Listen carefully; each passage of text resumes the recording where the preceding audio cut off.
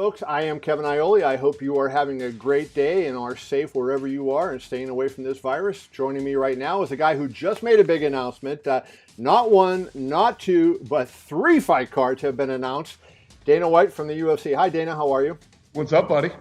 So UFC 249 going on at VyStar Veterans Memorial Arena in Jacksonville, and then 2 other shows. So fill me in on how you came to Jacksonville, and was it a no-brainer when the governor basically said sports are an essential service?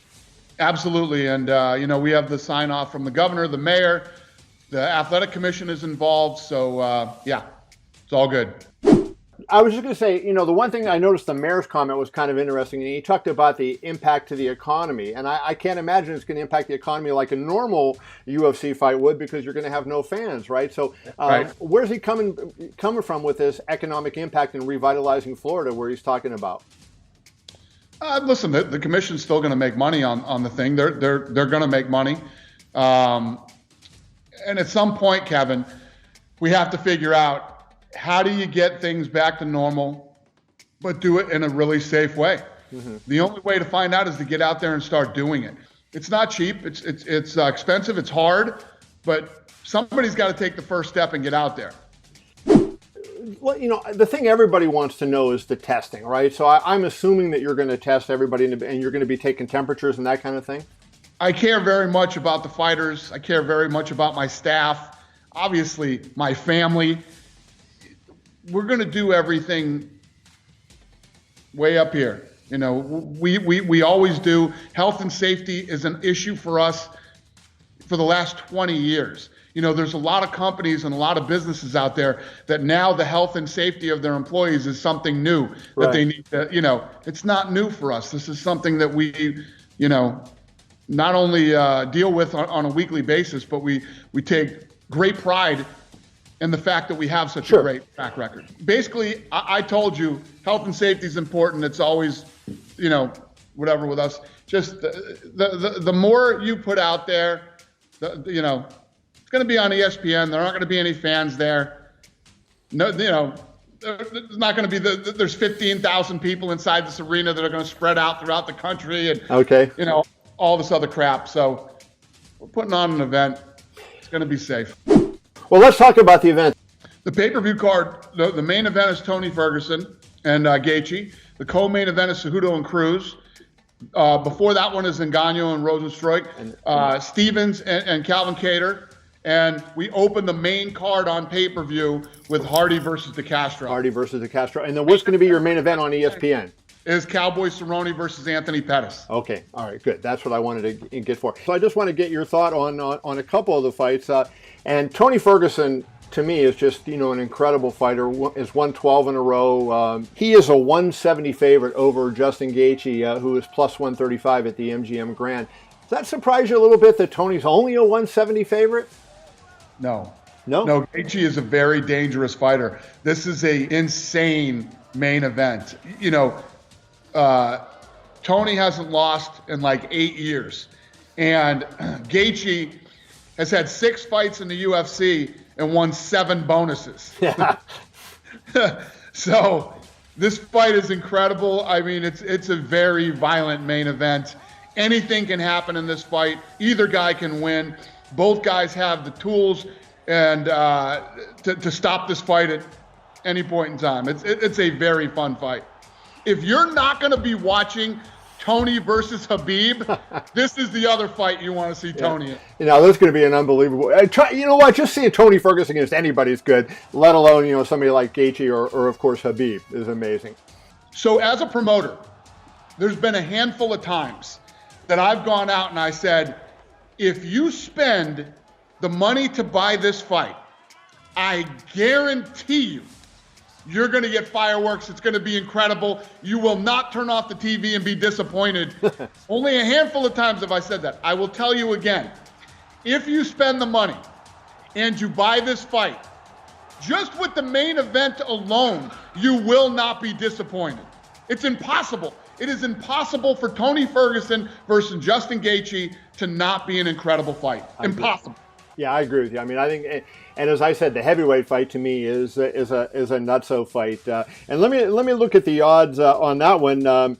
That is Francis is minus 280. Jairzinho is plus 220.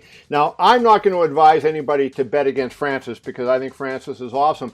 But with the kind of power that Jairzinho has, is he worth a flyer at plus 220 for somebody who's looking to get an underdog?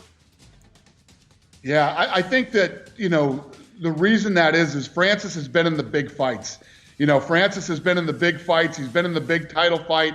He's pretty much done it all except win the belt. So, but I'm just saying from a standpoint, when you have a guy that can punch like that, like he can punch, and he showed against Overeem, that he doesn't need a combination, right? He needs one shot to end the fight, as we know Francis can do.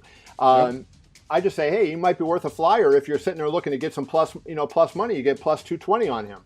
Yeah, I agree. But you look at the experience factor, and you got to go with Francis for the experience. I agree. And then I want to get you to break down the co-main event, Dominick Cruz. Dominick, who, God bless him, one of the great fighters in the sport's history, but has not been able to stay healthy and fight. What can we expect from him going into a world title fight after it's been, 3 years, I think, now since he's fought? What can we expect out of a world championship fight? Normally, I would say, the guy's had too much time off. Right. He's always had these big gaps in between fights and gone in and performed. When he's healthy and he goes in, he looks damn good. Yes, he does. And just to mention on that one, the where was the number at here? I know Henry is the favorite, but what is the number? Henry is 240 and Dominick Cruz is plus 200. A little, I would have thought it would have been a bigger spread given what Henry has done in Dominick's inactivity. I'm a little bit surprised at that one. I think I'd have to lay the money on Henry on that.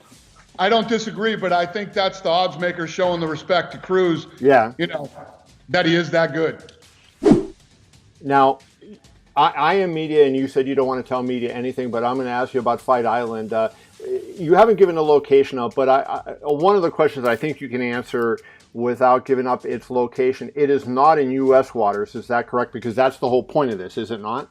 Right. Yeah. So it's in a spot where I knew I could get international people in. It's about getting, again, you take your business and you break up all the different sets of problems you have with something like this going on. Our biggest problem is, how do you get people, flying here in the United States is tough enough right now. Right. They've canceled tons of flights. If you want to go from New York to Vegas, you're going to have 2 or 3 stops, and some of these stops are overnight. Right. So imagine trying to get people in from different countries all over the world with visa and all this other stuff. So you get an island, and you can fly anybody in and out of the island. Tell me a little bit about what people can expect when we see it. Is it going to be a tropical setting? Like, what is it going to look like? So when it's on TV and we're watching fights from Fight Island, what will it be like? The infrastructure is being built right now, and there's going to be an octagon on the beach for people to train. There's going to be training facilities. There's going to be, it literally is being built right now. Mm-hmm. We are designing this island to fly people in from all over the world to fight. Interesting. Okay, that is going to be something else. Now, here, a converse question, if people from the U.S. go out to go to this event, will they have trouble getting back in? So is it going to be only international fighters fighting there? Yeah, that's obviously going to be a problem too. The whole, if you leave, you got to quarantine and all this stuff. It's probably something that we're going to have to deal with. Me too. I'm going over there. I'm probably going to have to quarantine for 2 weeks before I come home.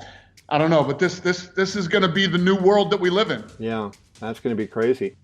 ESPN put out a statement. I don't know if you've seen their statement that they put out yet. I'll read it to you. Sports play an important role in people's lives and can bring moments of escape in challenging times. We look forward to bringing UFC to fans again. Not attributed to anybody in particular, but they're looking forward to do it. So that is another problem I assume you don't have. Last time when you were going to go to Tachi Palace, you ended up with Jimmy Pitaro, the president of ESPN, calling you and asking you to back down. That won't. I assume that's not an issue that you worry about now. Not at all. Nope. So we're all. I wasn't worried about it then either, but it happened. But yeah, we're good now. They have assured us, all the way from the top to the bottom that we are good. Before I let you go, how much consideration, when Jimmy asked you not to put the show on, how much consideration did you give to saying, I'll put it on Fight Pass because these fighters need to work and Tachi's willing to do it? Never? You never thought that? No. When they asked me, I ever since we started the deal with ESPN, I've been pretty open and honest about our relationship with them. and what I think that they've done for the sport already, I love ESPN. I love everything about ESPN. For them to call me and ask me to do it was not a problem. Dana, I appreciate you, brother. Good luck on May 9th, UFC 249 in Jacksonville. Appreciate you. Thank you, buddy. Have a great day. You too.